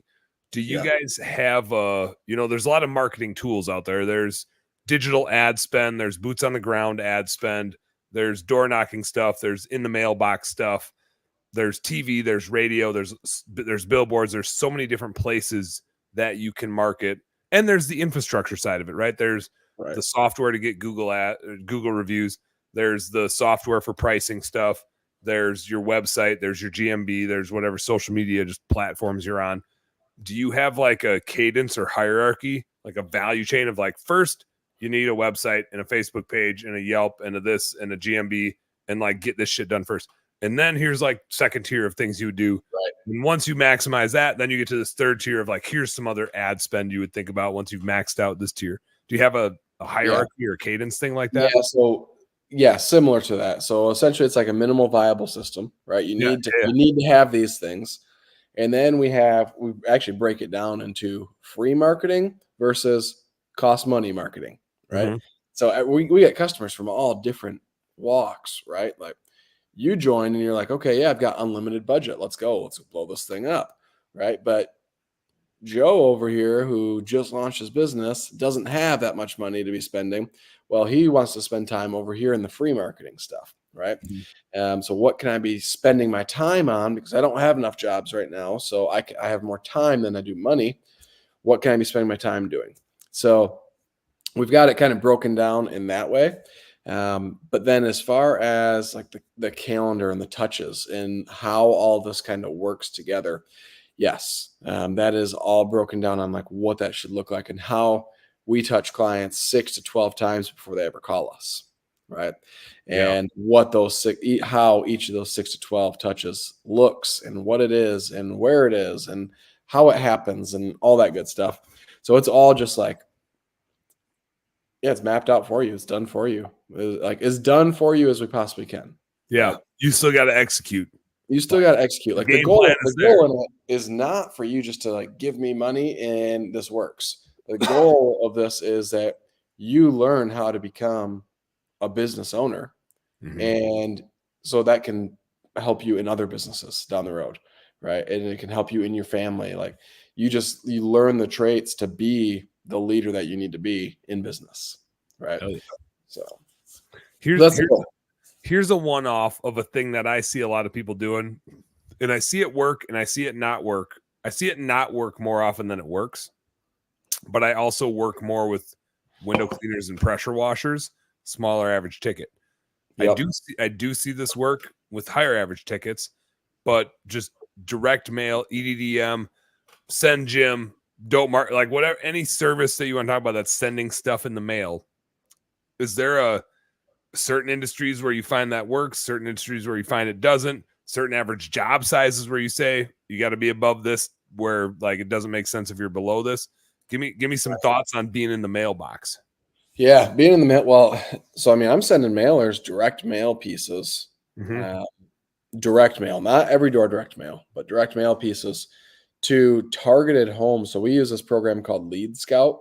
Okay. And actually, I met this dude a few years ago, and then we reconnected at a golf outing here this spring, actually.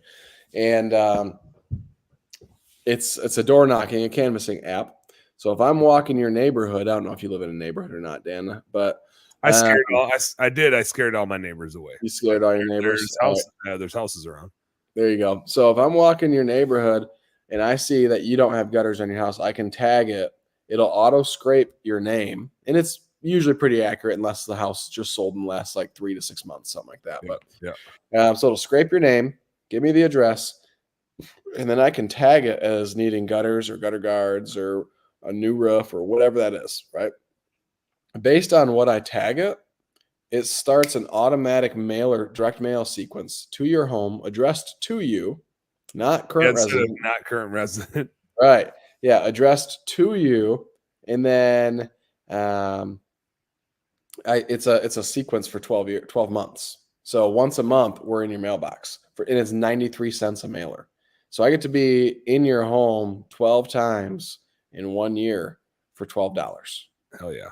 Like, I mean, so yeah, I think that makes a ton of sense. Why would I not want to do that? You need my services. This is targeted. This isn't every door direct mail where you're in a brand new neighborhood and you got a brand new roof and gutters, right? Yep. Like we've physically seen this. Okay. And that's how we also like we give our canvassers a bonus on that. If you ever call in, that's your sale because they tagged it. Take that house. Exactly. They tagged that house as needing that service. So Yeah. it's a double bonus. I liked we had a similar strategy. We had guys out like on the boots on the ground door knocking, and instead of hanging like flyers, if nobody was home, we'd put a letter on the door, and you just like we did soft washing, right? So you're not putting it on every door in a neighborhood. You're like, this house is just and this roof is dirty as hell. Right. This person has a way higher likelihood of converting than just a clean looking house. Exactly. This one struck me as pretty cool. I didn't end up using the service, but my neighbors across the street did, so I know it worked. It was like a driveway sealing company, a blacktop driveway sealing company, and they put a postcard on my door with a quote. And in a sense of urgency, it was like, your driveway will be this price if you get it done on these days because we're already in your neighborhood. I don't, and we did the same thing. I don't know that they were actually in my neighborhood, but they would have been if I booked their service on those days, right? That's so right. it creates a false sense of urgency, right? But a sense of that's one of those things. It's not like they're doing 6 jobs in a day, like they're window washers, right? Mm-hmm. Like, what does it matter if they do your neighbor's job? It's going to take them almost all day, and then they come back the next day. It's not like it's saving money, but it creates that urgency. That's incredible. That's huge. And helps them with route density too. If they just say like, we're going to be in this area in these days and we'll bop around the neighborhood, like if they're within a mile and that truck doesn't have to leave that mile of neighborhood and can just bop around, like maybe they could do 6 jobs in a day, because instead of driving 15 minutes between 4 different jobs, they can get another job done or another 2 jobs done. But I like that. Like that was the closest. I'm always very not susceptible to marketing, but I just have an eye out for marketing, mostly because I'm like, ooh, I like the way that I like that. And that one struck me. Like, postcards in the mail don't really strike me, but that one was like on my door. It was very like custom. It had an offer and a deadline, and it was like, this is what the deal is. And I was like, ooh, I like that. So that's right. I that's like huge. That's baller. I'm going to steal that. We do it. Like, we give prices on our door hangers. Mm-hmm. We'll give them an estimate on their roof and their gutter, but we don't create that urgency like they did. That's awesome. I like the urgency, and I like that it was not hanging on the door, because the minute you see a door hanger, it like triggers you to like mentally think, oh, I'm being marketed to. It was just like a postcard on the door, more like a notice. I had another one from a tree company that was an orange letter in an envelope on the door. I was like, oh, utility company, like some alert type of thing, but it was a tree trimming company. And I was like, ooh, like that was a good one. They're for sure going to get your individual attention. That's right. Like because you're going to look at what the hell that letter is, a bright colored piece of paper in an envelope on your door. They are 100% going to get your attention. I didn't happen to need any tree trimming. But like, if they would have hit me at the right time, they would. And I think like same thing, they can see there's some pine trees in our neighborhood that are dying, and they know that, right? They can see that just walk around the neighborhood. They're specifically targeting any house in our neighborhood that has some of these trees that are clearly dying. They can do the exact same thing. No, I love that when you do that, like targeted marketing sort of thing. That's sweet. Yeah. When it's direct targeted, I don't think it makes sense to not do it ever. Mm-hmm. Mm-hmm. So, even like what's the lowest ticket that we could think of right now? Lawn care. Probably lawn care. Right? That's the lowest ticket, but not really. Like, if you acquire like a one-time mow, sure, that's the lowest ticket. But if you window cleaning is probably the lowest one time. Right. I would say probably window cleaning, or like picking up your dog's poop. Right? Like, that's a business.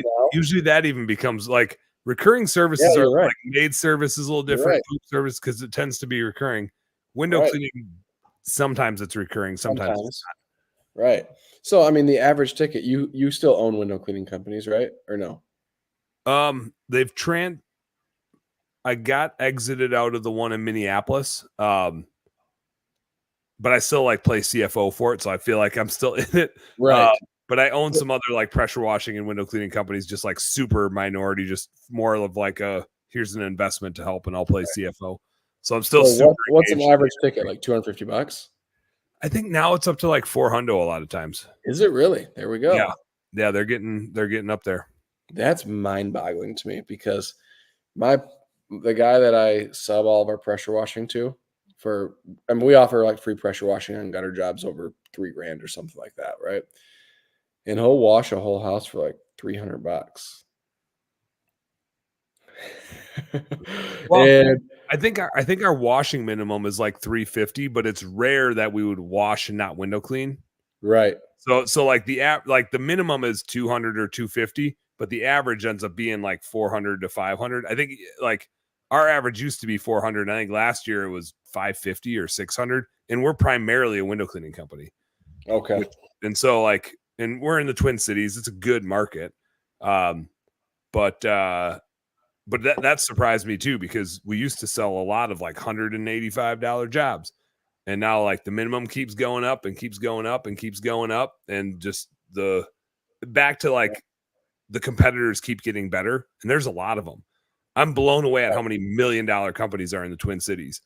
There's like 30 of them. $1 million window cleaning companies or Yes. pressure washing? Yeah, like window cleaning. It's mostly window cleaning because there's not that much pressure washing to do here. There's a few pressure washing company, but there's a lot of 4 to 10 truck window cleaning operations that are pushing $1 million in the Twin Cities. Really? Yeah. It's a great market. And I do bookkeeping for a company that's doing 3 mil plus. I didn't even know who they were. They reached out to me and I was like, wait, like we've been competing against you this whole time? Like, no wonder why we're like stuck at $1 mil. Like, you guys are freaking crushing it. And they're awesome. Like, but Minneapolis is a goofy market. And it goes back to like inviting good competitors. Like, we play fantasy football with one another. Like, we have a Facebook group of just window cleaning business owners in the Twin Cities, and like we're tight. And we help each other. And like we borrow equipment and stuff like that. Like you can just raise the tide, right? So like we can support the price and we can support each other and help each other and pick up if somebody loses employees, like send leads over here, send employees over there, whatever the case is. It's a super, super good market. That's awesome. Just the right type of folks. Right. Yeah, I heard downtown is really nice. Yeah, everywhere but there. We did start doing high rise here too. So now we do have some stuff down there. Wow. Yeah. There we go. Dropping. Hey, I want to answer that pressure washing by Sterling Wash. This one. No, up above. 2 above that. I clicked on the wrong one. This is the one I meant to click on. But yeah, I had my eye on this one too. I like this one. I think this is a good one. But right. I'll read it. You hit it. Sterling Wash says, guys, I'm struggling with complacency. Any advice? It's deep. Yeah. I wish we could interview him a little bit and be like, you're struggling with like you're content with where your business is at right now, or like the amount of money you're making right now. Like what are you really complacent with? Or because that could mean a lot of different things. Like I run into it all the time. We get people out of their 9 to 5 in a new gutter business, and they make $5,000 in a week, and they're like, I'm a baller. Like I'm buying a Sea-Doo. Like I'm getting a hot tub. Like I'm great. I don't care that I'm on the truck, man. I'm making $3,000 more a week than I was at my last job. Like I love this. This is amazing. And it's like, dude, you're missing it. Like you didn't get into gutter launch to be a slave to your customers. Mm-hmm. Like, and it's gonna evolve. Like right now, sure, it feels cool because you're doing, whatever, 4 or 5 jobs a week, and you're taking home $5,000, and you're like, shoot, man, I'm only working 20, 30 hours. But you know what? I could live like this forever. Yeah, right. You're not gonna. But it feels like it at the time. Oh, Colin froze up on us. I actually there? Yep, I got you back now. You froze up for a second. Your video's still frozen, but I can hear you. Can you hear me? Can you hear me? Can you hear me? Can you hear me? I hear you. This is getting awkward. Colin, are you over there? Yes. Now you're back. Now I get it. All right. Okay, I wasn't sure if it was me or you. I don't know. I don't know who it was, but yeah, all of a sudden, like you said something and it ended perfectly. Like you had a good emphasis as if it was the last thing that you said. But I was drinking a beer and I didn't respond right away. I was like, "Oh shit, he's done talking." And then I looked at your screen and I was like, "Oh no, he just froze up." Yeah, you froze drinking a beer. So I bet that looked pretty cool. I almost took a picture of it for you for your profile picture on Facebook. So that would have been perfect. Yeah. Here, should I do it again? Just like that. Mm-hmm. Yeah. That's what it looks like when I drink a beer. But Sterling Wash responded, the complacency I'm struggling with is I'm not pushing forward like I used to. Okay. So, I mean, the root of that is why, like, why are you not pushing forward? Like, what is causing you to be like, I don't need to push anymore, right? Yeah. Because if we need more money, like something that got me like really fired up and early on in my home service business is Josh Latimer used to always say, okay, Colin, like what's the one thing that could crush everything right now? Like what would light your business on fire? You need to prepare to fight that right now. And so I just like, okay, if all my employees up and left, what would happen to my business? So I literally like created SOPs for myself if every employee just up and quit that day. Mhm. Right. Okay, what would happen if none of my techs showed up today? How would that look? Boom, we've got SOPs for it. And so I just like started pushing the envelope in that way because for me, my goal was never to just make a bunch of money.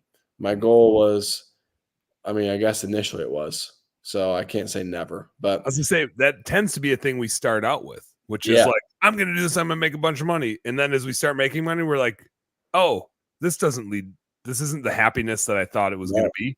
Like right. this was what I thought what I wanted, but it's not actually what I wanted. There's like there's a method to this madness, but this is just a result of the madness. It's not actually the thing that I want. Yeah. There's this lie out there that you can start your own business and control your own schedule. And it just doesn't happen that way. Like That is a big lie. you can start your own business, but you ain't gonna control your schedule. I'll tell you that right now. Like you're not gonna be a slave to the boss, you'll be a slave to your other bosses, your customers. You'll be a Mhm. slave to your wife and kids who are depending on you making money, right? Yep. And whatever that is. You're gonna be a slave to something until you build an actual business. So Yep. Yep. and then you become a slave to building the business. And then it's like, okay, how do I do this? And then you're learning. You're learning. And then you get to a point where you're like, okay, this is cool. Like I think I got some stuff figured out here. And then you realize like, oh, I don't know anything again. Yep. and You get and a then new it set all of starts over. problems. Yep. So Yeah. Um, yeah, he says, I don't have a good why. And he said, schedule, laugh out loud. I have no time. yeah. Um, I tend to find I present on this a lot. I call it the purgatories of scaling. There's these ebbs and flows as we grow a business, and they are unavoidable. I've done bookkeeping work for and coached hundreds, if not thousands, of businesses, and I have yet to run into one that didn't go through these purgatories, which are just the sweet spots and the really shitty spots in our business, and they don't stop happening. I don't care if you're a $1 million business, a $5 million business, a $10 million business. You're in between there somewhere, and it tends to be when you get complacent, it's because you get stuck in a sweet spot and you stop challenging yourself. Or you might get stuck in a purgatory and you just keep getting punched in the face and you Right. haven't figured out how to solve the problems to get you out of that purgatory. But complacency comes when you get like stuck in a rung and you can't really get like you're just in there and you haven't solved the problem. So if the problem is I have no time, like how do we solve that problem? And we Right. usually have to give something up. And it is tricky as we scale a business because when we start and we're doing 200,000, our margin structure is crazy and we make a lot of money. And I see this over and over again. When guys go from 200,000 to 500,000, they make less money along the way Yep. uh, because you are giving up money to gain freedom. You eventually scale it to 1 million and 2 million and 3 million, and the money comes back. Not the percentage. You'll never make the same percentage that you did when you were. Is there a coon out there? Sounds like there's a coon I out don't I don't know what they're barking at. I got one dog outside going crazy and one in. So They're going bonkers. They're gonna get him. Get him, boy. But yeah, he said that's it. He's in a sweet spot. What I find is like a sweet spot is great for a while. And Colin even talked about it a little bit, which is like you're in there and you're making good money. And that tends to be the time when you realize, like, oh shit, this isn't about the money.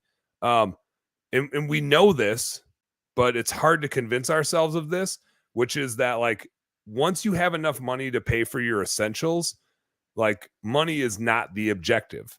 Problem solving and challenges and like memorable things are the thing that you actually seek. Money is like a result of solving the problems, but for a long time it's not the thing that actually makes you happy. Like when you do the things that make you happy, they lead to money, but the money isn't the thing that makes you happy. It's like the scoreboard. The game is what makes you happy. The scoreboard is just like the icing on the cake at the end of it. But you fight the battle, and you don't talk about what the score was. You talk about the plays that happened, right? And so I tend to find that a lot. When you're in your sweet spot, it's good to stay there for a period of time. I shouldn't say it's good to stay there. I just like skipped over a sweet spot in my new bookkeeping business. We're growing so fast. I like jump from one purgatory to the next purgatory. The sweet spot is a nice place to pile up some money. The sweet spot is nice when you have young kids and you're like, I just want to be in the sweet spot for a while because I need to invest in my family and my kids and whatever else I got going on. But there definitely comes a point in time when you say, I'm feeling complacent and I need a new set of problems. And that tends to be like, you'll feel complacent for a while, but as an entrepreneur, eventually you're like, yep, here we go.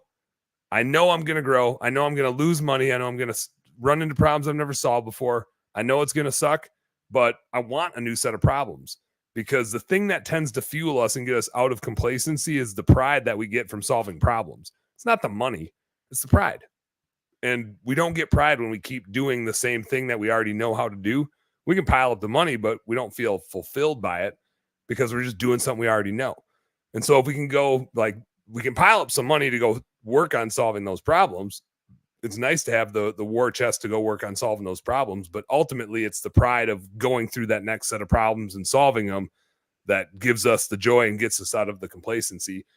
I think, and I don't want to like beat this. I get annoyed by this on social media so much. Like all the workout gurus, the exercise gurus, everybody that wants to like coach you on your physical, being a man and physical fitness. But I do think exercise is really important.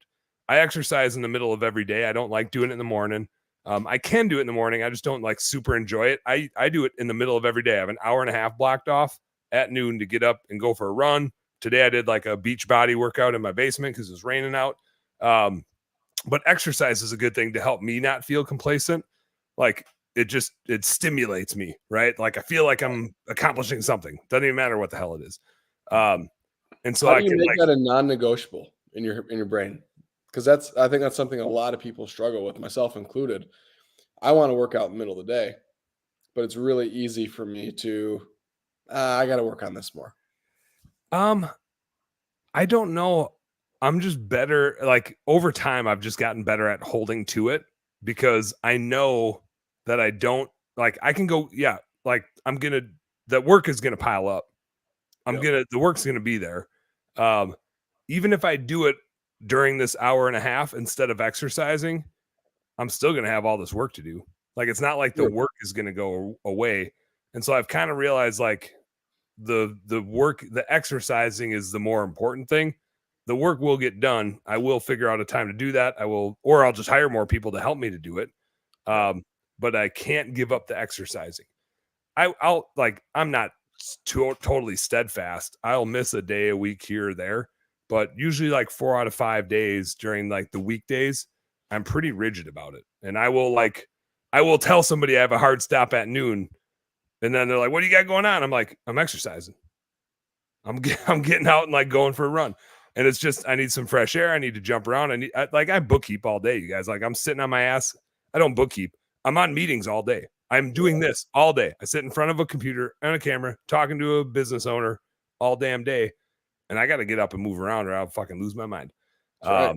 So I think when you're out in the field, you don't need that as much. But as you scale the business and you're not out in the field as much anymore, you got to like get that physical mojo and move around. He says, it's like I need a challenge. And I think that's what you need. You need like a new set of problems. He says golf's twice a week, basketball once, gym 3 times. Nice. I like the idea of working out before work. I don't like doing it because I don't feel like I get a good workout. I'm like too tight. I'm not in it. I feel like I'm rushing it to squeeze it in. I actually like getting up before my kids get up and I get some work done. And I feel like I get a win that way. Not saying don't work out in the morning. Like if that's a good way to be rigid about it, do it, right? It's about like building it into a system you can do. Because I work from home every day, working out in the middle of the day works really well for me because I have no kid distractions. I can block off my calendar. Like that's the one luxury I have is once my calendar is blocked, nobody can book me. So as long as it's blocked, the only thing that causes it to go away is me. And so as long as I stick to it, I'm good. That's the nature of my work, but not the same for everybody. So if mornings work better, it's hard to do in the afternoons though, especially once you have kids. Like afternoons and evenings are shot. It's impossible. There's no way. Out then. There's no way. Right. I've been wanting to do the midday thing. So I'm starting to work from home a lot more now. And I've got my own home gym and all that. And I've got a sweet basketball court. I've got plenty of wood to go chop. Like I got all sorts of cool stuff that I could go do. And I just always, I got to handle this. I got to make this call. I got to do this. It's mainly because I hate working out. So I just look for reasons not to do it. But one exercise that I loved doing, I don't know if I could even do it anymore, but basketball, when I was in the corporate world, we had a gym really close to our office. I'd go to the gym, lace them up, and I would shoot corner threes. And you just run from one corner to the other because wherever that rebound goes, it's either going to come right back to you or it's going to go long. And so you just run in a straight line. You run over there, you turn, you got to square up, you got to jump, right? Like you get that in, you get the motion, and it like forces you to take a good shot because you have to do a full 180. And just baseline threes. And I used to do it so much. I played in like a work league with just old dudes when I was like, in my 20s and early 30s. And they knew like, don't let Plata shoot a corner three. Like nobody knew I did this exercise. They just knew for some reason I was unstoppable when I was shooting corner threes. And they're like, I don't know how you do it, but like when you're in the corner, we know we're fucked. And I'm just like, yeah, that's kind of the only thing I know how to shoot anymore. Like it's just how I exercise is I run baseline back and forth and shoot threes to like run and shoot. That's all I do. That's my workout. Hilarious. And it's a fun workout. You throw some earbuds in and just run the baseline. Just go. Yeah. You can do the same thing. You can do the same thing from the wing and kind of pop wing threes and run wing to wing. But the rebounds get so goofy. Right. Like when you go baseline, if you're a decent shooter, right, you either miss short or long. You don't generally miss side to side. Yep. So like you're just running a straight line back and forth. That's awesome. I love it. Do you notice like halfway through your workout, you're just like consistently short? Okay, this one came back.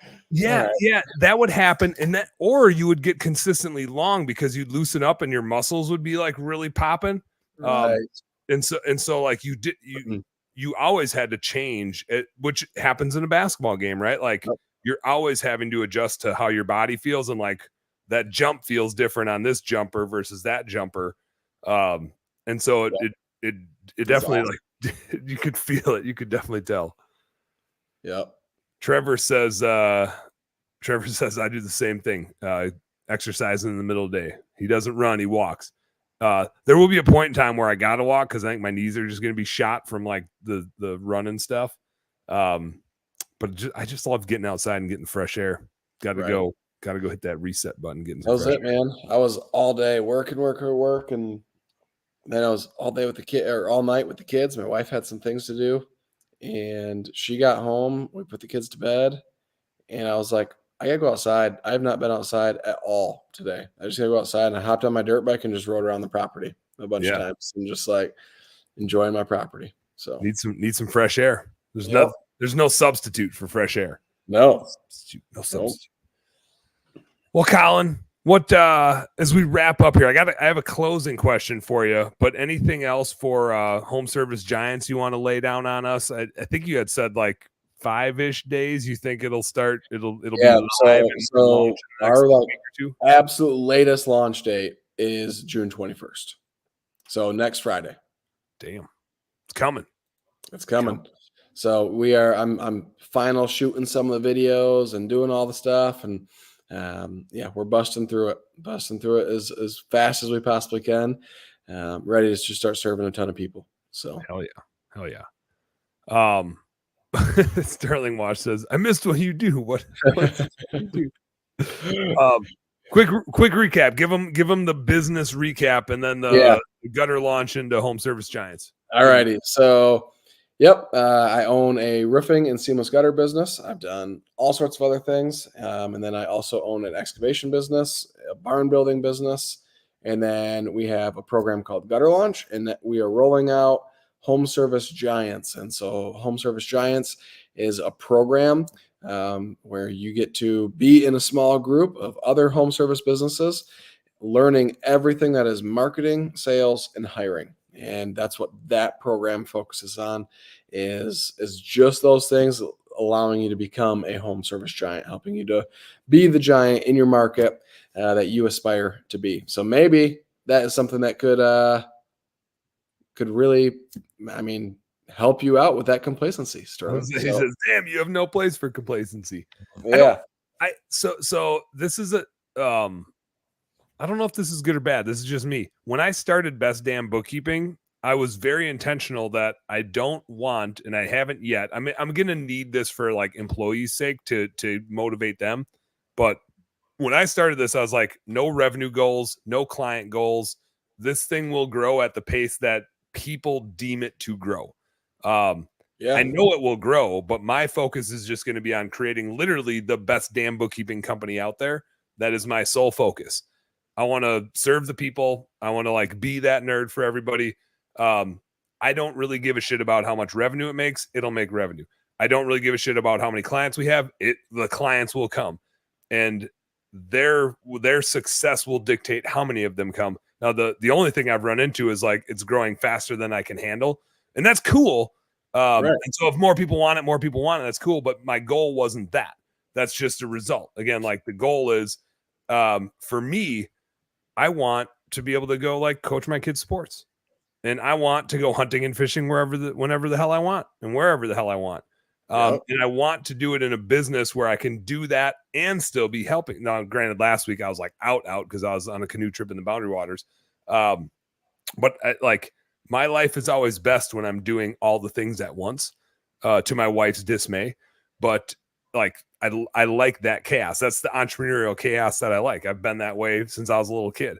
My parents would be driven nuts by it because I'd like go to school to practice and I'd be like, I'm going to do my homework and then I'm going to go hang out with my buddy Corey or my buddy Matt. And they'd be like, don't you want to like sit down for a second? I'd be like, no, that sounds boring. Like why would you just sit down? Like, right. I got cool shit to do. And I was the same way in college. I'd be like in the library till like 11 p.m. studying, and then everybody else would be going to bed. I'm like, I'm going to the bar. Like, it's only 11. There's beers to be drank. There's like, what are we stopping now for? And so like, I don't want to like set that down. I just want to like go do a bunch of cool shit. And so like Best Damn Bookkeeping was built to do that. I just want to like help as many people. But awesome. The complacency thing, I think we get stuck in that where we don't have that why, right? We don't have that goal, and the thing is making money. And so we feel like that's the thing that we set out to solve, and it solved it. And now it's like, oh, now I just know what it's going to do. And here we are. So I don't think that's a bad thing. It's just when you start to feel that, like, that's okay. Like, you acknowledged it. That's fine. Now you just got to decide, how do you want to get uncomplacent? That's right. That's all. That's fun. Now you get to decide what shit you want to stir up. Go stir up some shit. Go have some fun. Go solve some problems. That's right.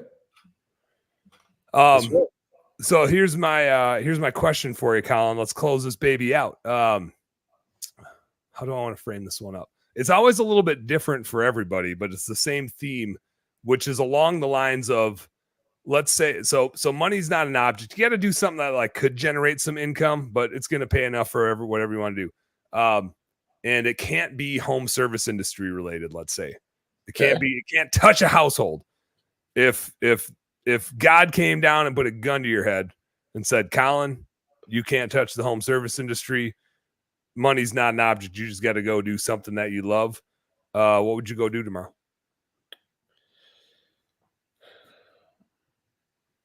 All right, I'm gonna say this because this is my why, and you tell me if this is. I mean, I think it could be home service. I don't have to tell you. It's your answer. You get to decide what the hell you want. Okay. Well, what I would do is, I mean, my why, I say it every single day, is to help all people become great leaders by crushing limiting beliefs placed on them by themselves, their friends, their family, their bosses, their pastors, and any other doubters. So I would find a way to do that better and do that bigger. That if I could do anything, it would be that. I think that just like you and I both acknowledged, we grew up knowing that this is the way to success. We know that a corporate job with good benefits and you stay there for the rest of your life and gut it out until you retire, that is the best way to do it. The best way. We Right. know that. There are so many people out there that are still believing what you and I once believed. Mhm. And helping them, but they also know there's got to be more to life than this. Like, this is miserable. I hate this. I don't know why I'm doing this. There's got to be more out there. And that's where that why really, really comes from, is helping those 9 to 5 blue collar, even white collar, right? Yeah. People who are just stuck. We'll call it middle class America, who's just stuck in, like, it doesn't need to be America, middle class, right? Merc. Yeah, who's just stuck in, like, there's got to be more. How do I get more? And it all starts with leadership, right? It all starts with becoming a leader that people want to follow, and you can do whatever you want. So within reason. I mean, yeah. I don't know. There's some weird ass cults out there. If you're a good leader, I think you can do whatever you want. There's some you're not wrong. Weird cults. You're not wrong. Yeah. Yeah. Well, we got leaders that like little kids these days, so they get away with that. You can get a lot of people to follow you doing weird stuff. I don't know. There's a lot of weirdos out there. There's a lot of good people too, though. There's a lot of really good people too. Don't forget. There is. Well, Colin, we're like pushing the 2-hour mark, man. I know you're Eastern time, so it's like past your bedtime by a mile. Thanks for gutting it out, hanging in there. I'm not surprised we BS'd for 2 hours. But I'm glad you had some fun hanging in there, and it's super good to drink some beers with you, catch up. Let's do it more often, man. Let's do it more often. Sounds good. Home Service Giant, homeservicegiants.com. Go check it out in like 3 to 4 to 5 days. 3 to 4 to 5 days. You keep making that less and less, and I'm okay with that. So I'm like a bad fisherman. I'm just rounding down. No, man, I appreciate you hanging out and coming on. Home Service homies, business nerds, thank you guys for hanging out. You guys know what to do. Work smarter and harder. Go earn yourself some pride. Good night.